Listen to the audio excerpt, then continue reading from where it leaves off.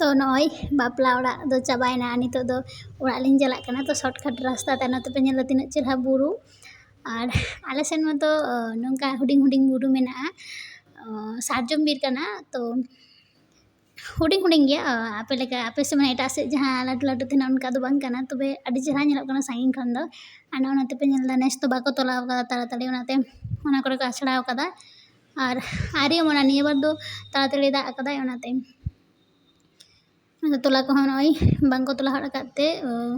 आछड़ा हुयुग कना बांखान दो नोआ को आछड़ा दो बांग आले सेन दो ना बाको आछड़ा गया तो निया बार दो बाध्यते आछड़ाव कदा को और तिना चेहरा जागा नेलक कना और आलिंग ताड़ाम ताड़ाम ते ओड़ा लिंग चलाक कना केन कि आलिंग दाराम लागिद ओड़ा रे कोई बानुग कोआ तो ओनाते ताड़ाम कते गे चला हुयुग कना जेहेतु ताड़ाम इदी लागिद लिंग तो ओनाते गोगो लैदा जे कि नोआटाते शॉर्टकट रास्ता ते लांग चलाआ रोड रोड ते चला लेन खाय दो कटी आचुरो हुयुआ तार थेके नोआ शॉर्टकट रास्ता ते सेन लेन खान गे भागिया और आपे नोंका बुरु पे कुसिया से समुद्र पे कुसिया अवश्य कमेंट करते पे लई ताबोना आनंदे दो ओंडेना तोला दो लाटू कना किंतु हुड़ू को आरी को रहाया सी को पूरा सी ठीक कदा को किछु को लाटू उचो तोला तापरे को रहाया तापर नय रोड रे अडक कनालिंग आले सेन मत नोंका के दमे गाजाड़ गया तो एकला चला मोटर गे बुजुआ अंते इन गो में फोन साब में काटी नोडे रील लिंग बनाव नोंका ताड़ाम ताड़ाम ते तो इन गो दो भागी कैमरा को बाई साब दाड़े गया तो ओनाते उना चेहरा दा बांग हुई कना और दाग जरो कान तेना तो नाते छाता को फुटा हुई कना नोंते बैग ना चेन को हड़े कदा जाक आना नितो दिन चला कना और एकटू सांगिंग गया चुरो चुते चला हुई कना और नोते पे नेलेदा नोआ दो मिटी पोल कना तो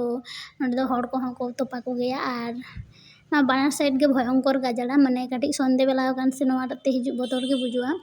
और ओनाते गे नोआटा रास्ता दे हड़ उना आय बाको सेन हिजुआ दिन भर को चला तिना भयंकर नेलक कना नेल पे और नोआ पोल दो आड़ी दिन ना कना ले को से नोआ पोल जखो को बेना लेदा तो नोआ पिलार को जखो को बेना तेना ओंडे गिदरा को गय काते ना पिलार रे को खोड़ काते को बेनाव कदा उनके आंजम कदा इन सारी कथा दो बइन बडाया माने जे कि ओड़ा हड़ उनका को लया और नोंते नेल पे उनका दा आतु हिजु कना और पोल ना अवस्था में तो खराब गया कारण नोडे लसद जमाव कना ओका से हां बांग ओडकोआ तो ओनाते नोडे ढलाई रास्ता का रहो उनका लसद कना और नोते माले उना बाले हिजु गया जहां माने नोंका दरकार बांग खाय पेड़ा ओड़ा बांग खान दो और नोंते नेल पे तिना भयंकर रास्ता नेलक कना नोंका रास्ता रे एकला ताड़ाम बोतर गे बुजुआ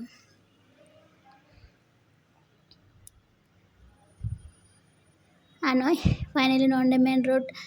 अडकिनालिंग और नोआ एरिया रे दो अनेक एक्सीडेंट को हुआ इन जखन हुडिंग इन तहन लेना तखन गे मिटी भयंकर एक्सीडेंट हुई लेना ओंडे पे पुन हड़ को गय लेना तो ओना परे खय गे नोआ जायगा करे दो कटी बतर गया को आतु करन हड़ हां प्राय गे एक्सीडेंट हुआ जेहेतु माने रास्ता गे इनकना पूरा